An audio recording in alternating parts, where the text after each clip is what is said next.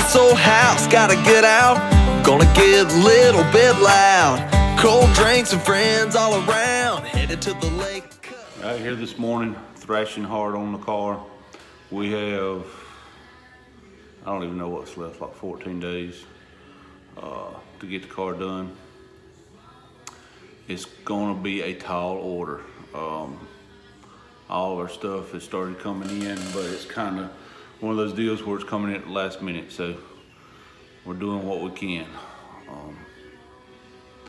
We're gonna see how this goes. Let's take a look at a few things that we got going on right here. Look at the drive shaft. That's a great drive shaft, by the way. But right there, right before you get to the end, I think you can rub it a little bit.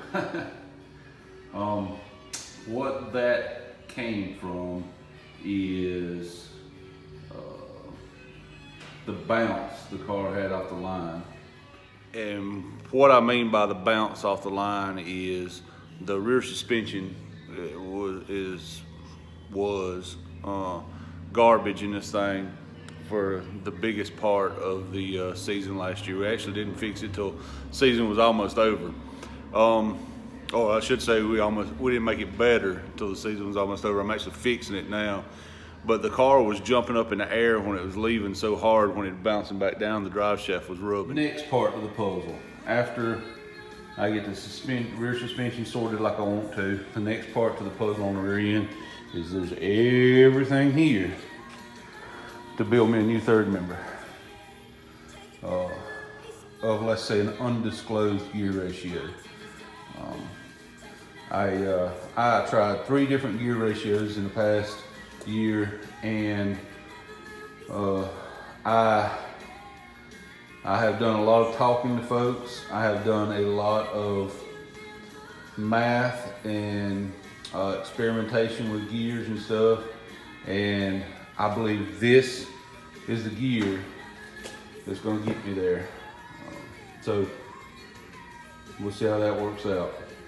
All right, the engine's on the stand. I just took the last bolt out of the bell housing, and I'll turn the camera off for a second because I only have one hand, but we're gonna find out what's going on with the clutch issue, which is the issue I was having at the end of the season last year. So let's see what's going on. Bell housing's off, other than the fact there's a layer of rust over everything, which how the hell does that happen in a car that stays in a garage and goes down the track? I don't know how there's a layer of rust over this thing, but let's continue to dig in here, because just looking, I can't see anything that's off right now. So let's dig on into it. What we found is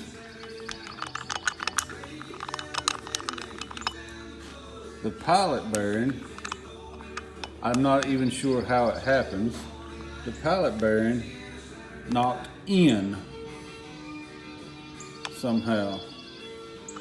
This happened at the very last race of the year. Not sure how that done that. This happened at the very last race of the year. The end of the transmission is fine. It has not damaged the transmission in the least bit. So it happened on the last pass at Shadyside at the end of the year. So gotta address that. Here's the clutch that come out of it. It actually does not look bad.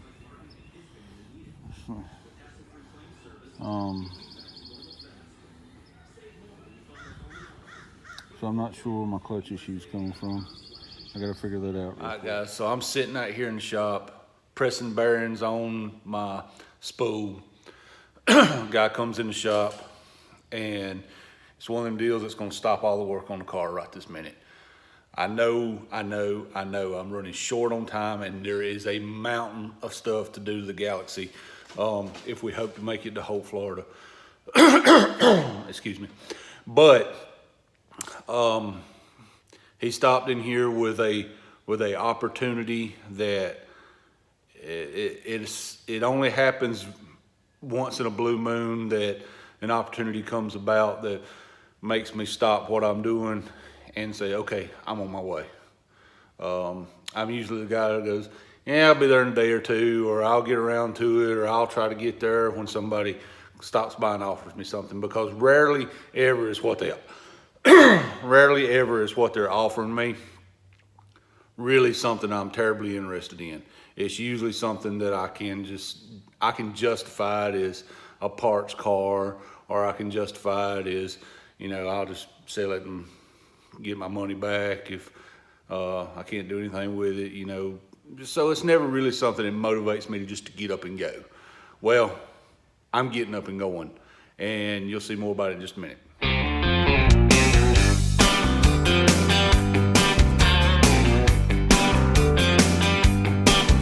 I was driving through Georgia in late July on a day hot enough to make the devil sigh. I saw a homemade sign written in red, Ryan County Watermelon Festival ahead. Well, I wasn't in a hurry, so I slowed down, took a 2-lane road to a 1-horse town. There was a party going on. When I got there, I heard a welcome speech from a small town man. He said, "We got 100 gallons of sweet red wine made from the biggest watermelons on the vine. Help yourself to some, but obey the law. If you drink, don't drive, do the watermelon crawl."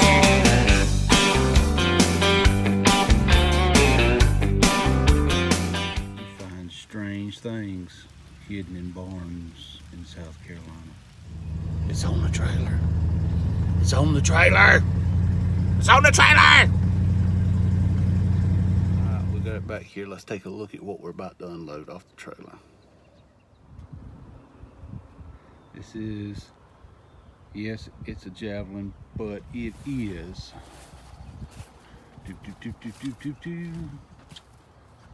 the AMX package. AMX. Still got all the original interior. Seen better days, but it's all there. We'll get off trailer and take a better look at it. Of course, the grill's missing out of this car. I've got it bungee corded down here. See if I can do this while on the phone. All right. Still has the engine in it. Still turns by hand. I'm gonna have to do some digging to see which engine this is. These cars came with a 401 in them, but they also came with a 360 in them, and I need to see which engine this one has. Car has a lot of rust issues in places, as you can see, just random rust places. Dent in the door, the molding's been pulled loose on it, but it's worth saving. This fender's the same as the other fender, but it was worth saving. Appears all the chrome pieces are laid in the seat, floor mats, all the support up there that closes the hood. Headliner's perfect in this car. And the floor's rotten. Oh, AMX. Door panel's still in good shape. Yeah, this car was entirely too good to go to the crusher, which is where it was headed. This car was headed to the crusher, and I couldn't let them crush this car, so I need to dig into it and really see what's going on with it. But here it is. It's a 1974 AMX Javelin. For the guys that don't know, for the folks that don't know, the AMX, the 69 and 70 is the ones that everybody is after. That's the hottest AMC muscle car ever made. That was the first generation. This is considered the second generation. So AMC took their Javelin and offered a AMX package on their Javelin. Now in 74 was the last year of production. 74 they built 20,000 Javelins. 4,000 had the AMX package. This one is a real AMX. So only 4,000 of these cars were made in '74. How many of them are left in the world today, I don't know. A lot of them probably seen the same fate as this car was about to see, and that's going to the scrap yard. So we saved this one for the scrap yard. So let's see what we can do with it now. All right, guys, this video is already longer than most of them I do. You see I got a lot of work to do in a very, very short time to get it done in. So if you have any advice, let me know. I gotta take care of some suspension issues up here, waiting on the springs to get here. So if the springs can get here in time, then maybe we can get somewhere. The rear chunk is done. It's gotta go in the car though. And of course, the clutch issue that I'm having there that I talked about, and I'm not sure what's going on. So here's what was going on. Here's what was happening. So if you have any ideas, please let me know, because I'm kind of struggling here to figure out what happened. So at Shadyside, the last race of the season, the car made the best passes it had made. It was extremely fast. Faster than where it had been.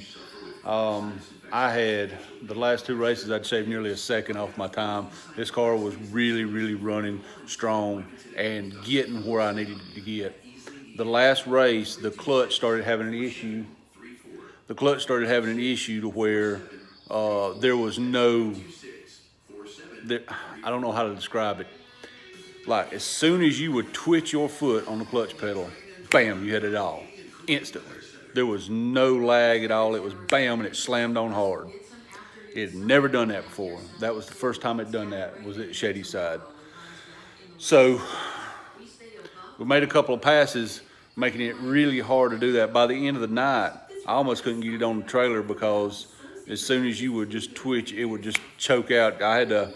It was actually when I went and loaded up on the trailer, I actually had to smoke the tires to get it up on the trailer, just to give it enough gas to get up on there, because it had zero take up in it. It was bam, instant.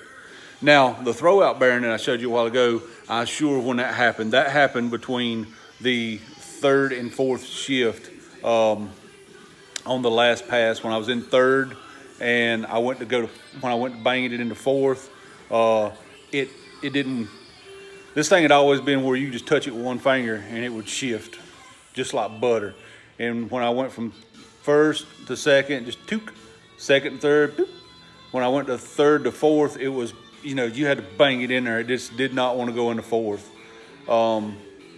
Obviously that was because the pilot bearing had came out. You see the kind of luck I have. Nobody else has probably ever had that happen, but I did. So I'm sure that's what that was, but I don't think that explains the clutch grabbing like it was. So if you have any ideas as to why it was doing that, heck, give me a suggestion. I'll listen. So that's it. I got a lot to do. I'm gonna get back to it. Till next time, God bless y'all.